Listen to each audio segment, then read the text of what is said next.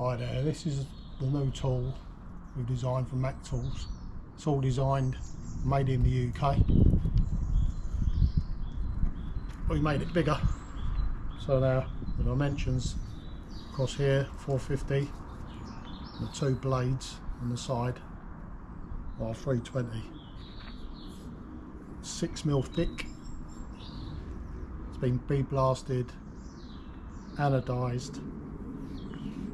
And all of these, we've got the degree scales from 15 to 75, and these have all been etched in via a CCN machine. All the degrees, as we come up, the opposites all add to 90 degrees. So for instance, we've got 45 and 45 adds to 90, and as you go up, each opposite number adds to 90. Now the reason we've done that is when we do roofs, we're always working to this 90 degree or this right angle. When we construct roofs, we have a run which goes from the wall plate to the centre point of the ridge, and then we have a rise, and that rise and that run determine pitch your roof. If you've got a rise, a run and a rise equally distanced, that means that your roof's going to be 45 degrees. As the rafter moves down and the rise isn't as high, the pitch or the degrees change. With many of the squares on the market, they rely on a pivot point, and you square use the pivot point to find your degree angles. We don't think that's how a square should work, so what we've come up with is we actually utilise or manipulate this 90 degrees.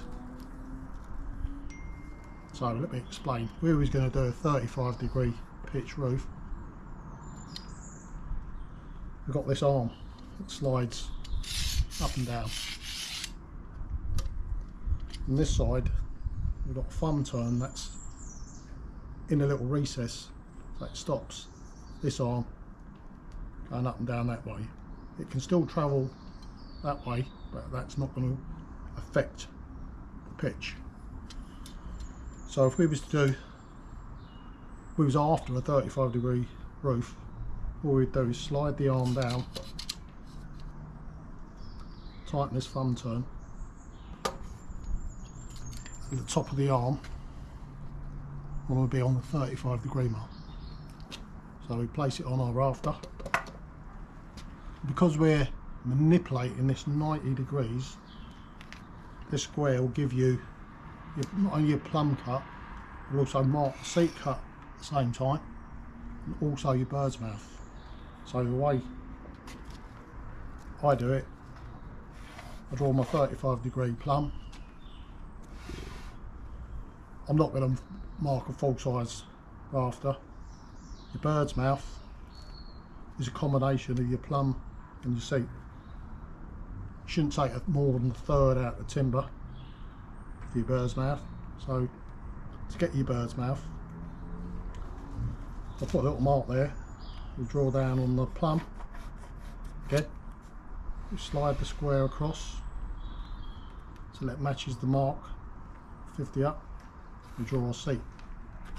That gives you your bird's mouth. When you come down to the other end of the rafter, if you want to do your plumb cuts, your fascia, you can, it's simple. And if you want to do the seat cut for the soffit, you can. All them marks are from adjusting the tool once. You haven't got to do it any more movement or anything else. You could turn the square around and use this inside to mark your bird's mouth, just by sliding it backwards and forwards. You could also increase the size of the bird's mouth, whatever you like. The other good thing about this tool is I can just turn it round if I want to mark opposites. So if I wanted to do my 35-degree plumb this end, I just turn the tool around. So again, there's my 35-degree plumb cut. I've got a mark here for my bird's mouth. It's a combination of your plumb cut and your seat cut. Gives you your bird's mouth. You come down further, draw the line for my fascia. If I want to mark for my soffit at the same time, I can do that. That goes for all of these degree scales, no matter what the pitch. It's just one. Once you've set that on, by default it's going to give you plumb, your seat and your bird's mouth. If I want to do a square cut, because these thumb turns are the same thickness as this bar that slides up and down, I can just place the tool on my bit of timber and I can get my square cuts like that.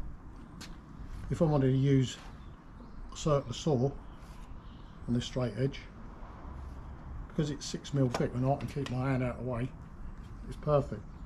But what we need to do is just undo these two thumb turns and push this arm back out of the way. And now I can use a skill saw on there, keep the hands well out of the way. You've got 6mm saw run down that perfectly. Why is it in that position? If I've got to jump around the roof, I can stick that in to my hammer loop. My hands are free.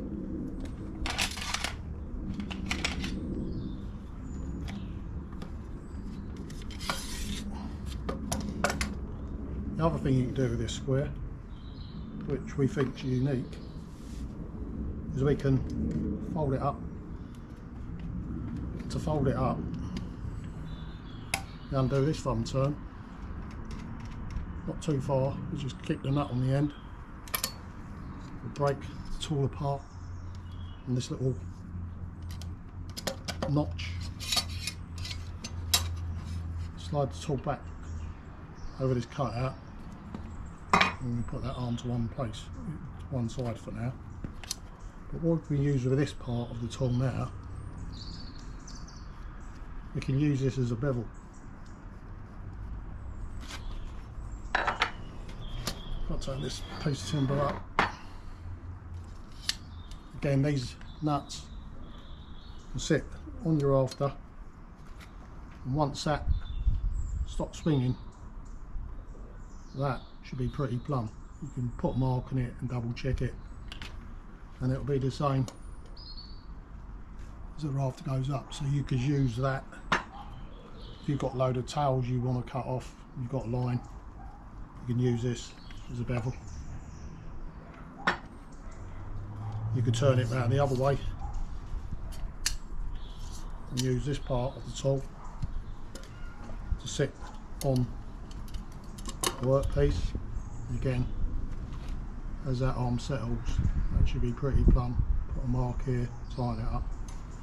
Same again, as the timber goes up, that should be pretty accurate for you.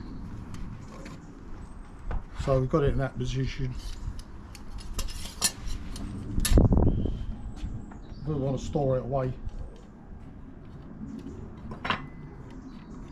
undo this thumb turn again, turn it over, got this little cutout, that drops on there, slide it through,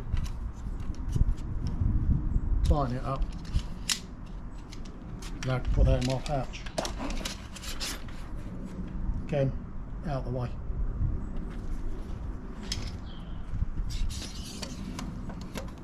Want to put it back together, again undo this thumb nut, slide the tool to that recess, slip it out, Turn the tool over, drop this blade back through that recess, slide the tool back on,